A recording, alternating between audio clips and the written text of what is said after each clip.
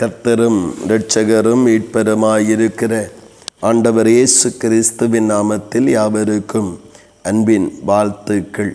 தேவன் தாமே ஒருவரையும் ஆசீர்வதித்து இன்னும் அதிகமாய் மகிமைப்படுத்துவாராக. இந்த நாளுக்குரிய தியான வசனம் எஸ்ராவின் புஸ்தகம் 1வது அதிகாரம் அதன் 5வது வசனம். எவர்கள் ஆவியை தேவன் ஏவினாரோ அவர்கள் எல்லாரும் எழும்பினார்கள் என்று சொல்லப்படுகிறது. கோரேசனுடைய நாட்களிலே மறுபடியும் இடிக்கப்பட்ட ஆலயத்தை கட்டுவதற்காக தேவன் கிரியை செய்ய ஆரம்பிக்கிறார்.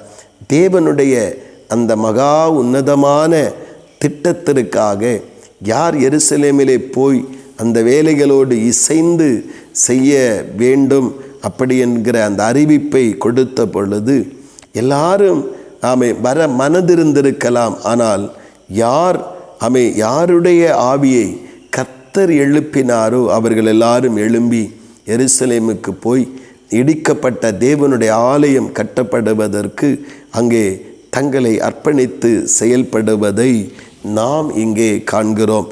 தேவனுடைய பிள்ளைகளே, ஆண்டவருடைய சமூகத்திலே தேவ திட்டம் ஒன்று ஒரு தேவ பிள்ளைகளால் நிறைவேற வேண்டுமென்றால் சரீரத்திலே உண்டாகிற சலனங்கள் அல்ல, கேட்கிற பாடுகிற பாடல்களினால் கேட்கிற தேவனுடைய வார்த்தையினால் சரீரத்திலே உண்டாகிற உணர்வோ அசைவோ அல்ல. அது எதையும் செய்துவிட முடியாது. ஆனால் ஆவியிலே ஒரு உணர்வு, தேவனுடைய வார்த்தைகளை கேட்கும் பொழுது, தேவ சித்தத்தை அறியும் பொழுது, தேவன் நம்மை கொண்டு அவரவரை கொண்டு செய்ய தீர்மானித்திருக்கிற காரியங்களை அறிந்து அதை செய்து முடித்தவர்களாய், தேவ சித்தத்தை செய்து நிறைவேற்றினவர்களாய் மகிமைப்படுத்த பரிசுத்த ஆவியானவர் யாருடைய இருதயத்தில், யாருடைய ஆவியில் அவர் உணர்வை கொடுக்கிறாரோ அவர்கள் தான் எழும்பி தேவ சித்தத்தை செய்ய முடியும். பிரியமானவர்களே, நாம் நம்முடைய வாழ்வை கவனித்து கொள்ளுவோம்.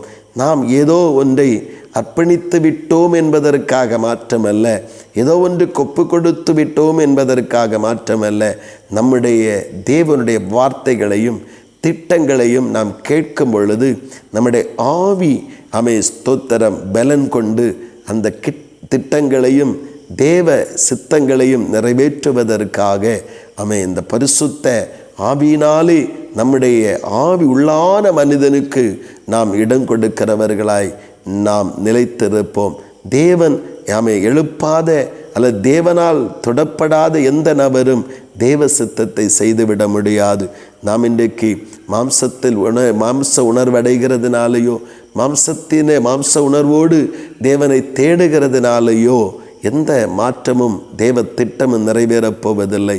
ஆனால் நம்முடைய ஆவி உள்ளான மனிதனிலே உணர்வடையும் பொழுது கர்த்தர் அந்த ஆவி எழுப்ப ஆரம்பிக்கிறார். உள்ளான மனிதனிலே தேவ திட்டத்தை குறித்து, தேவ சித்தத்தை குறித்து, தங்கள் வாழ்வின் நன்மைகளை குறித்து உள்ளான மனுஷனில் உண்டாகிற உணர்வு தான் தேவனால் எழுப்பப்பட்டு ஒரு எழுப்புதலின் பாத்திரமாக பயன்பட கர்த்தர் உதவி செய்கிறார். பிரியமானவர்களே, வேத வசனத்தை வாசிக்கும் பொழுது, ஜெபிக்கும் பொழுது, ஆலோசனை கேட்கும் பொழுது ஏதோ மாம்சத்தில் உண்டாகிற உணர்வினாலே ஏதோ பாடினோம் துதித்தோம் அப்படி என்று சொல்லாதபடி கர்த்தருடைய வார்த்தைகளையும் திட்டத்தையும் உள்ளான மனுஷனிலே உணர்வுள்ளவர்களாக நாம் அதை எடுத்து கொள்ளும் பொழுது ஆவியானவரும் நாம் அதை நிறைவேற்றுவதற்குரிய, அதை செய்து முடிப்பதற்குரிய, அதனால் உண்டாகிற கனத்தையும் மேன்மையும் சுதந்திரித்து கொள்ளுவதற்குரிய சத்துவத்தை தந்து நம்மை ஆவியிலே எழும்பச் செய்து நம்மை பயன்படுத்துகிறவராய் இருக்கிறார். கர்த்தருடைய சித்தம் நிறைவேற தேவ கரங்களிலே நம்மை முற்றிலுமாக இந்த பரிசுத்த உணர்வோடு உள்ளான மனிதனுடைய அந்த உணர்விலே நாம் தேவ சித்தத்தை செய்ய ஒப்பு கொடுப்போம். கர்த்தர் தாமே நம்மில் மகிமைப்படுவாராக. ஆமேன், ஆமேன். செபிப்போமா. அன்பின் பரலோக பிதாவே, நல்ல இந்த காலை நேரத்திற்காக ஸ்தோத்திரப்பா. நாங்கள் அநேக வசனங்கள் கேட்கும் பொழுது, அநேக தேவ திட்டத்தை அறியும் பொழுது தகப்பனே மாம்சத்தில் உண்டாகிற உணர்வினாலே சாதித்து விடுவோம், அப்படியே பயங்கரமாய் நின்று விடுவோம் என்றெல்லாம் சவால் விட்டு செல்லுகிறோம். ஆனால் சூழ்நிலைகள் அது ஒரு நிமிஷத்தில் அந்த ஒரு காற்றில் உண்டாகிற ஒரு நாணலை போல் அங்குமிங்கும் அசைந்து தெரிகிற ஒரு ஜீவிதத்தை கொடுத்து விடுகிறது.